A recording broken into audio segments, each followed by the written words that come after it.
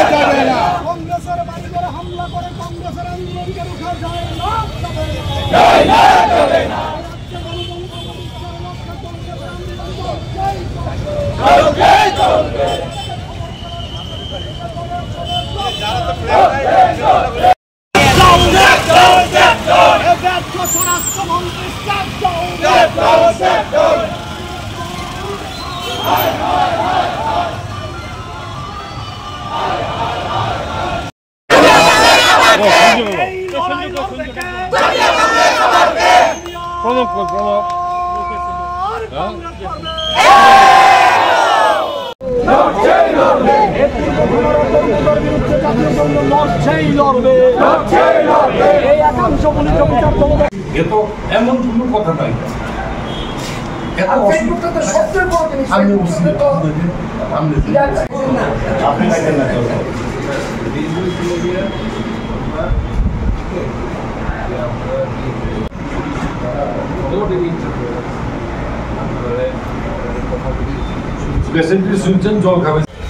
বিশেষত সদর জেলা কংগ্রেসের পক্ষ থেকে আমরা পূর্ব থানার আধিকারিকের কাছে ডেপুটেশনে মিলিত হয়েছি।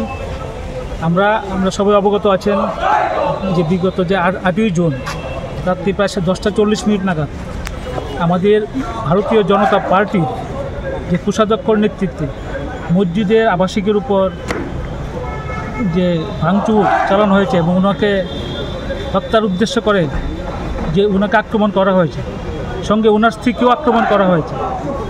পাশাপাশি ঘরে একটা শিশু ছিল 8 মাসের, ওদের হাত থেকে রেহাই পায়নি। এসব শুনে যখন আমাদের প্রদেশ কংগ্রেস সভাপতি এবং আমাদের CWC মেম্বার সুদীপ রায় বর্মন বিধায়ক যখন ছুটে গেলেন মসজিদের ওনার বাড়িতে, তখন দেখা গেল যে গুন্ডা বাহিনী ঢিল ছুটছে এবং তখন আমাদের পুলিশ আধিকারিকরা ওদেরকে রক্ষা করার জন্য যখন আপ্রাণ চেষ্টা করছেন, তখন পুলিশ অধিকারীর উপর ঢিল পড়েছে। তখন এখান থেকে আমাদের সভাপতি এবং বিধায়ককে পুরা সরিয়ে দিয়ে কিছুক্ষণ পর দেখা গেল যে যারা আক্রান্ত হয়েছে, যাদের বাড়ি ভাঙচুর করা হয়েছে, তাদেরই গ্রেপ্তার করা হয়েছে। এখানে যে ভদ্রলোককে আক্রমণ করেছে ওনার ছেলে, এখানে ছোটো ছেলে এখানে ছিল না, বাইরে থাকে, কিন্তু দেখা গেল ওনাকে অ্যারেস্ট করা হয়েছে।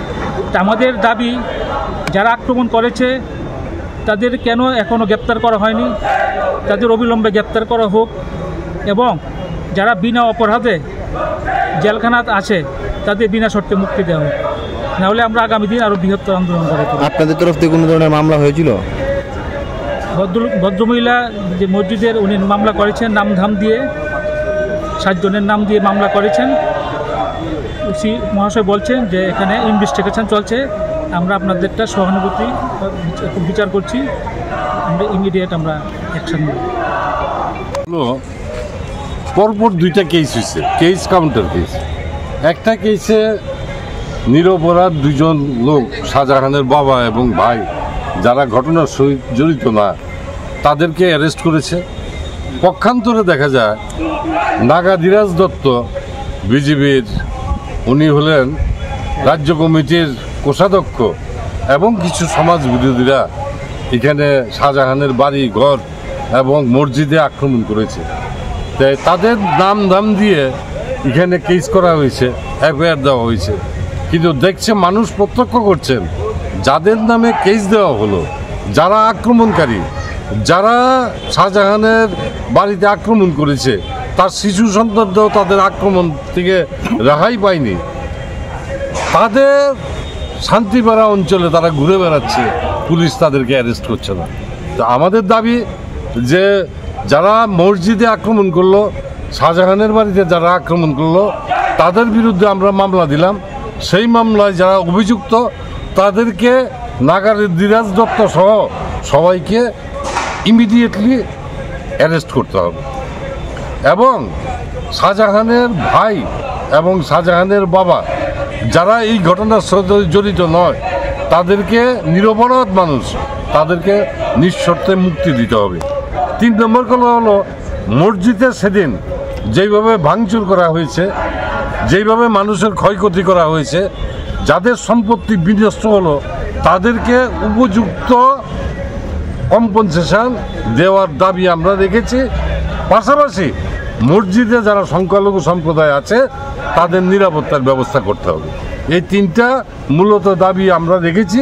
এই দাবির পরিপ্রেক্ষিতে আমরা আজকে মিছিল সহকারে এখানে থানার ওসির কাছে ডেপুটেশন দেব।